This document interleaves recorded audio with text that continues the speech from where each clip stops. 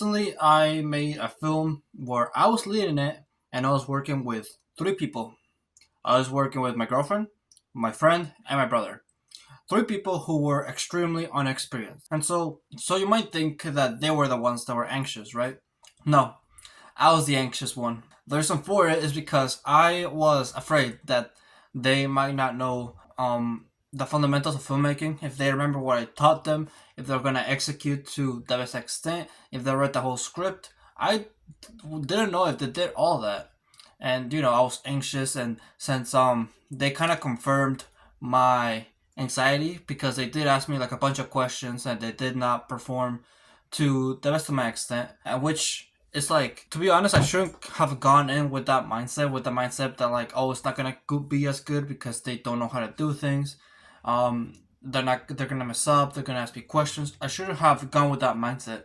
If there's a thing where whatever you think is gonna happen, it's gonna happen. It's called law of attraction, where it's like, let's see. Let me give you an example. Let's say you wanna be a YouTuber, right?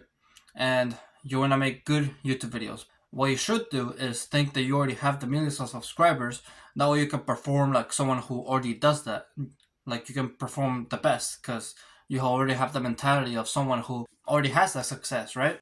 And so if I thought to myself, my team is great, they're not gonna mess up, they're gonna do great, then yeah, that would have increased the chances of me not being as anxious and performing better. But I didn't do that. Did the opposite. Now I know to do, like, next time I do a film and I'm leading it, I'm maybe directing it.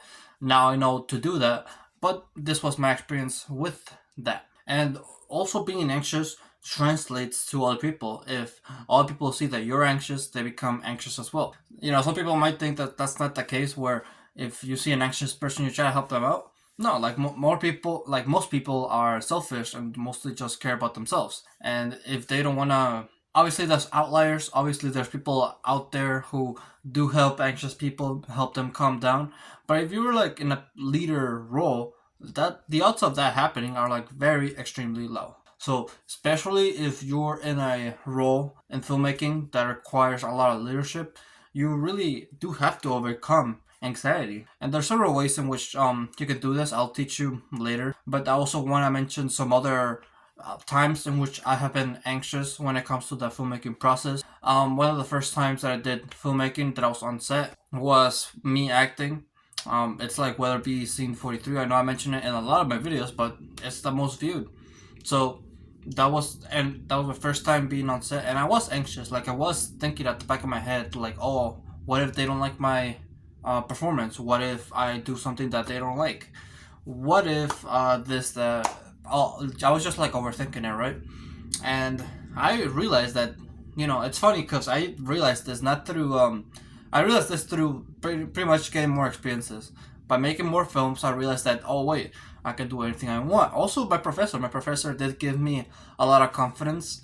He did, say stuff to us that made us encourage. How do I say this? Like, it made us encourage trying out our ideas. And the thing about trying our ideas is the fact that we don't tell anybody about them, because it's not one performance. It's just something that you just do, and if you tell the director about it, they could shut it down. They could say yes, but if they say yes, that could give you positive feedback. If they give you positive feedback, that means they're gonna do the same performance over and over. So it's just best that you try your idea without telling anybody. Once you do it, maybe you go to the director and ask what they think about it. I think that's usually how it goes in most production processes. But yeah, over time, I just overcame this through getting more experiences, and I felt more free. As a matter of fact, when I did, I think the last, well, if you don't count the last one I did, which scene 5 of Weatherby, if you go back and see the bridesmaids, the one where I'm dressed up as a cop, I really liked that film because I felt free. I felt like I could do whatever I wanted. No one can say no to my ideas. I was in a friendly environment too. I was in a familiar environment. I already had spoke to the actor before. But I did not so much the director, but since I just felt so free. My friend was also there. The same cameraman who worked on scene 5 of Weatherby was also there. filming with me, so I had a friend there to support me. I just felt overall comfortable, and so I guess that's also another tip that I can give you is be like in a safe environment with people that you know, that care about you, that want to help you, that not complete strangers. And that's the thing. I think when it comes to this aspect, is something that you have to control over. You are the one responsible to for getting to know your team. You're the one responsible for reaching out, asking for help.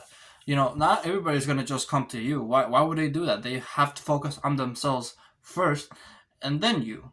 That's how it is in life mostly. That's how, I don't know, I feel like that's how I see relationships too. If you can't help yourself, how are you able to help others, right? I also want to talk about approval, seeking approval, right? Because this is something that I noticed in my last set, just from one person though, and also something that I've done. Um, yeah, that this is something that I realized during my writing that, oh shit, I do seek a lot of approval every once in a while. And yeah, I guess that's the reason why I kind of do things. One of the reasons why I got so inspired to get ahead in acting and try more acting is because I wanted the approval of my professor.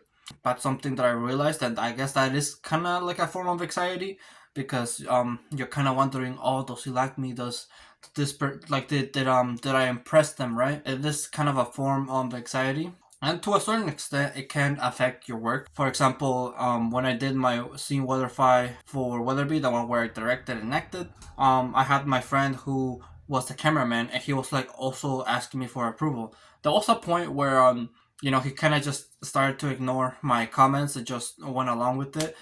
And the thing is, I told him I trusted him and to use his best judgment, right?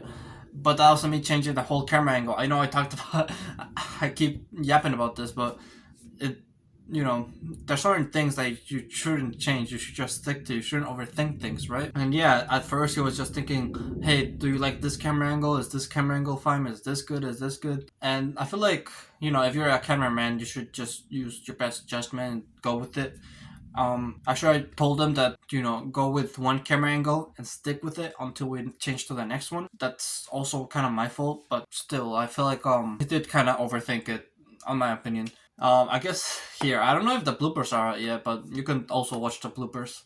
And then I also want to talk about filmmaking as a goal, and I also want to talk about the aspect of approval because some people do get into filmmaking for approval. One of the things that I imagine every once in a while, like in my head, I play it over and over. When I'm at the gym, when I'm just like chilling, when I'm about to go to sleep, I always play this image in my head of me eventually winning an Oscar, right? And I like imagine my imagination too, right? But I also imagine how happy everybody would be, how I would make everybody proud and everything. And yeah, I guess that would be like my form of seeking approval in the real world when it comes to my career, right? I don't know if there's anything wrong with this. I feel like well, yeah, I think I've come to peace with this. I Again, I don't think it's not completely correct to go into this industry, this field, or any field, just seeking approval from others, right? First of all, you should seek approval from yourself. Do what things that you want to do, and yeah, just go with your own instincts, right? Not all the times, but you know what I mean. But I feel like in order to become successful in this industry, you have to be at peace with yourself and also be able to keep going even after you reach your goals. Because I've seen this video of himself like, oh, you shouldn't think about the peak moment. You should instead think about what, like, how to keep going, right? The new baseline. And I don't know, it just make me rethink everything of my actual goal of getting an Oscar, which it still is like it's not gonna change. But even though it's like a peak moment, I still have to think about ways in which I could go beyond that after that. Like, what am I gonna do after I do that? So yeah, just something that I've been thinking about. I wanted to talk about. Let's go back to anxiety, right? Oh yeah, sure. I can't believe I didn't mention this, right? One way to lower anxiety during the production process is simply just get more people to help you. One of the reasons why we have assistant directors is because people are gonna ask questions. That's inevitable on set. And a lot of people go to the director because the director has the creative vision. But the director also has to keep his focus on the actors, right? So when it comes to like technical aspects of the film and other parts of the filmmaking process, they could go to the assistant director. They can worry about that, and then the director can solely focus on acting. Well, directing his actors, right? This lowers the anxiety off of the director. This is something that I realized during my shoot, because I everybody just kept going to me, and it was getting to my head. I was getting stressed. I wasn't getting stressed. I was just getting tired. I said everything correctly. I didn't yell at anybody, get irritated. Everything went well. The only thing is, after everything, I did get tired. So that's the only drawback. I would just get like extra people to work on certain things, like assistant director, assistant of camera, that kind of stuff. That way, the actual directors, leaders, right, they can focus on their craft. Oh, now that I'm reading my notes, I did realize that there's a couple things that I did not go over. One of the things is feeling anxious. Well, no, I did go over that. I did go about feeling anxious about your performance. So, like the work that you're gonna do, right? When it comes to this, I already mentioned a couple of things, but I also wanted to add that you could also practice, right? There's several ways that you can practice. You can memorize your lines. You can uh, study your character, the scene itself, practice with someone else, all that stuff. You can do several stuff when it comes to practicing for your role. I'm not just speaking about acting, of course. You can practice in like camera and script supervisor. You can like predict the type of continuities that there might be on the scene, on the set, stuff like that. You could always practice, and the more practice, the more confident you feel. The more confident you feel, like less anxious you're gonna be, and also the better your performance is gonna be. So always try to think about how to practice more, how to supercharge your attack. That way you can unleash it on the field, on the production set. That kind of, it's a weird analogy, but like I think you know what I mean. This the last point, which is the fact that I feel like the people who should be the less anxious on set has to be the director and the actor, right? Because those are the people who shape the performance, and the performance is what's on screen, what's on camera. And I noticed something. Well, the thing is, when I did my first shoot, right, I was telling you about how I was anxious and everything, and so when it came down to presenting my film, it showed that I was anxious. It showed that I was nervous. My professor could tell that I was anxious, and so he tried to motivate me. He tried to encourage me, right? But what I found most fascinating is the fact that through my performance, you could see how anxious I was. The camera didn't hide any of that. All of my emotions that I felt at the moment, you could tell how I was feeling. And that's crazy if you think about it. Like how you feel internally, personally, that shows on camera. This goes the other way around.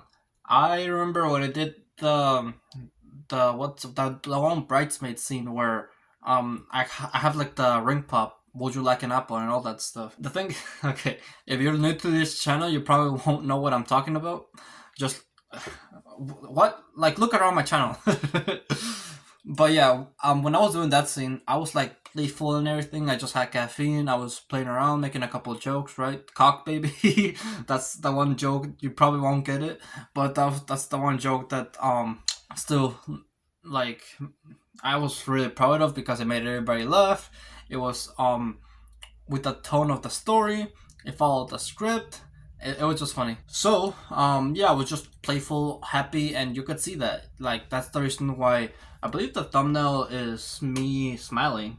Well, I have that thumbnail of me from that scene just smiling, and you could tell just how happy I am, how positive I am. Like I'm actually genuinely smiling, and that's key when it comes to performance. You have to show real emotion. Yeah, I was just genuinely smiling, and genuine reaction is key when it comes to uh, believing performance. Right? Some people can master this through certain things like method acting, just being themselves. I was just being myself at that moment. Also, when it comes to the cop scene, I was just being myself, and I feel like adding your own personality to your character is also what shapes that character makes it unique to you. So just also keep that in mind. And I also wanted to mention that this is like a top topic from the beginning of the video, but getting to know people, working with people that you know, makes you more comfortable, right?